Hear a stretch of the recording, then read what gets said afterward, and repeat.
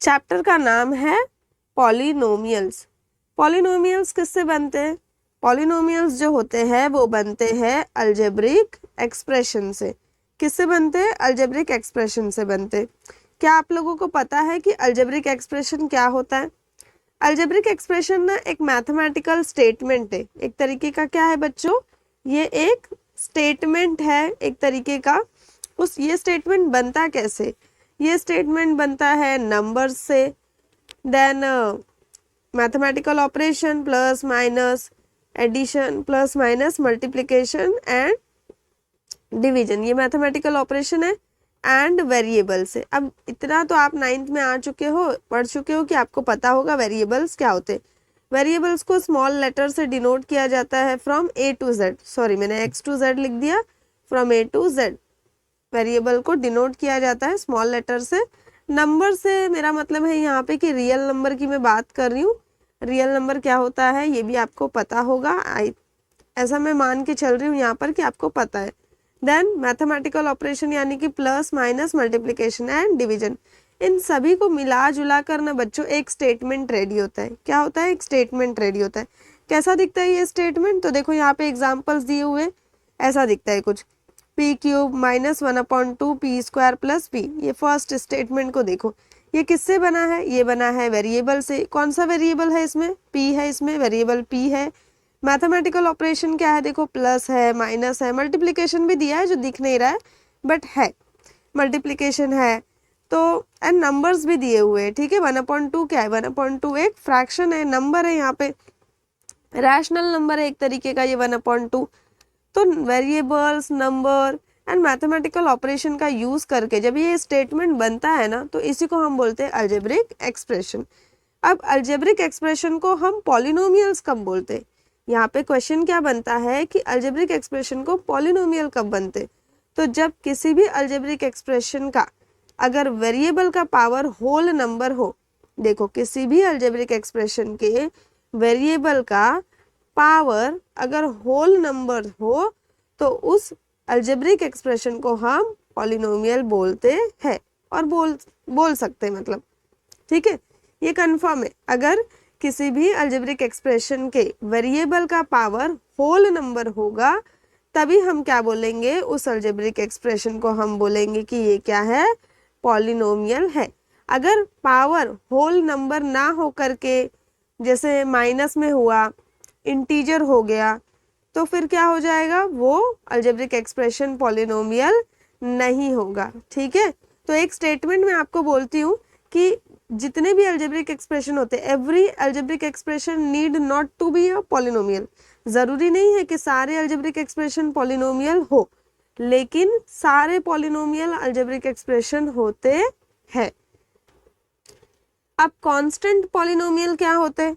Constant polynomial का मतलब होता है कि उस अलजेब्रिक एक्सप्रेशन में वेरिएबल है ही नहीं। जैसे कि कोई नंबर है, देखो 6 है, -7 है, 1/2 है, 0 है, √3 है, तो यहाँ पे कोई वेरिएबल है ही नहीं ना, तो सिर्फ नंबर दिया हुआ है, तो नंबर्स को भी हम पॉलिनोमियल बोल सकते हैं, लेकिन वो कैसे पॉलिनोमियल है? कांस्टेंट पॉलिनोमियल है। आई बात समझ में? सबसे पहले मैंने आपको समझाया कि अलजेब्रिक एक्सप्रेशन क्या होता है, देन उन्हीं अलजेब्रिक एक्सप्रेशन को हम पॉलिनोमियल बोलेंगे जिन अलजेब्रिक एक्सप्रेशन के वेरिएबल का पावर क्या होगा? होल नंबर होगा। अब यहाँ इतना तो मैं मान के चल सकती हूँ कि पावर क्या होता है ये आपको पता है। देन कांस्टेंट पॉलिनोमियल क्या होता है? कांस्टेंट पॉलिनोमियल मतलब कि वो अलजेब्रिक एक्सप्रेशन जिसमें सिर्फ नंबर्स है, वेरिएबल है ही नहीं, सिर्फ नंबर्स है, तो नंबर्स को भी हम पॉलिनोमियल बोलेंगे लेकिन कांस्टेंट पॉलिनोमियल बोलेंगे। इतनी बात आपको समझ में आ गई? देखो जो स्टेटमेंट मैंने कहा था यहाँ लिखा है, explain why this expressions are not polynomial and justify your answer. और यहाँ देखो एक स्टेटमेंट क्या लिखा है? In every algebraic is every algebraic expression a polynomial. क्या सारे अलजेब्रिक एक्सप्रेशन पॉलिनोमियल होते हैं? तो आंसर है no. And is every polynomial an algebraic expression? Yes. क्या सारे पॉलिनोमियल अलजेब्रिक एक्सप्रेशन होते हैं? तो हाँ, सारे पॉलिनोमियल अलजेब्रिक एक्सप्रेशन होते हैं। अब आ जाओ बच्चों टाइप्स ऑफ पॉलिनोमियल पे। पॉलिनोमियल के टाइप्स हम पता करेंगे, ठीक है। मैं आपको समझाती हूँ कि क्या होते हैं पॉलिनोमियल के टाइप्स।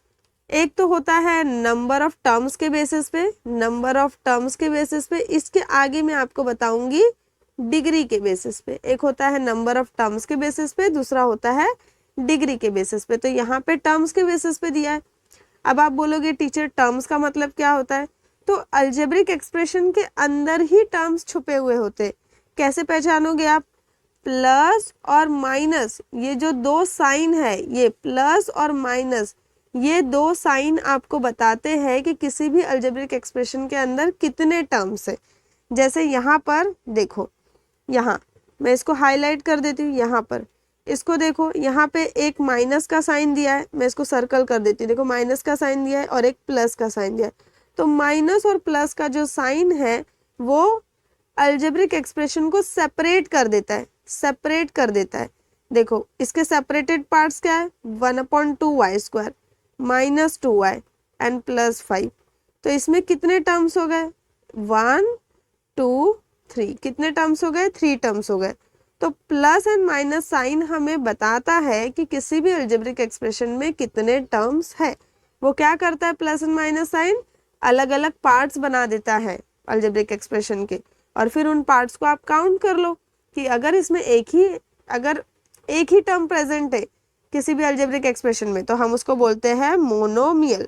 मोनो का मतलब होता है सिंगल, मोनो का मतलब होता है सिंगल, और मियल यानी टर्म्स, ठीक है, यानी कि सिंगल टर्म। जिस किसी अलजेब्रिक एक्सप्रेशन में सिर्फ एक ही टर्म प्रेजेंट होगा हम उसे बोलेंगे मोनोमियल। अब इसमें ध्यान दो, हाँ, कांस्टेंट पॉलिनोमियल को भी हम मोनोमियल बोलते हैं, तो किसी को इस चीज का कंफ्यूजन नहीं होना चाहिए। Then 2 terms in the polynomial. Bi का मतलब होता है देखो 2, एंड नोमियल मतलब अगेन सेम टर्म्स। तो यहाँ पे क्या हो गया कि जिस किसी अलजेब्रिक एक्सप्रेशन में 2 टर्म्स प्रेजेंट होंगे उसे हम बोलेंगे बायनोमियल। और 2 टर्म है ये कैसे पता चलेगा? आपको काउंट करना पड़ेगा। देखो यहाँ पे प्लस साइन, यहाँ पे एक प्लस साइन दी हुई है, ये प्लस साइन क्या कर रहा है? 2 पार्ट्स बना रहा है इस अलजेब्रिक एक्सप्रेशन के। आप इसको काउंट करो, ये 1 है, ये 2 है, तो ये क्या हो गया? ये हो गया बायनोमियल। 2 टर्म्स है इसमें। सिमिलरली इसमें भी 2 टर्म्स है, तो ये क्या है? बायनोमियल है। अब इसमें कितने टर्म है? 3 टर्म है, तो ये ट्राइनोमियल। इसमें 3 टर्म है, तो ये भी ट्राइनोमियल। तो इतना समझ में आ गया आपको कि कितने टर्म्स है। अब समझो कि डिग्री ऑफ द पॉलिनोमियल क्या होता है इन 1 वेरिएबल। 2 वेरिएबल वाला भी है तो वो भी समझा दूंगी। देखो यहाँ पर एक पॉलिनोमियल दिया हुआ है, इस पॉलिनोमियल में जो वेरिएबल है वो कौन सा वेरिएबल है? एक्स है।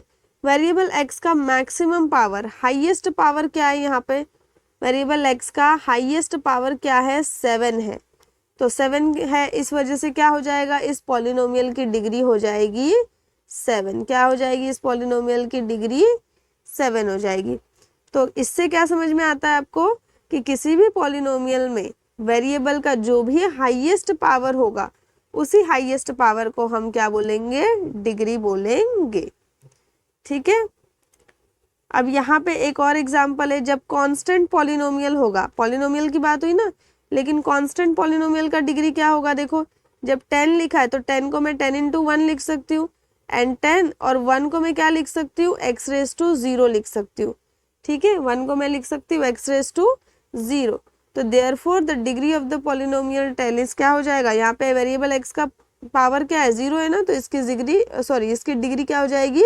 0 हो जाएगी। तो इससे आपको समझ में आना चाहिए कि कांस्टेंट पॉलिनोमियल का जो डिग्री होता है वो 0 होता है। एंड 0 का डिग्री कितना होता है? देखो 0 पॉलिनोमियल मतलब सिर्फ 0 लिखा है तो इसकी डिग्री होती है नॉट डिफाइंड।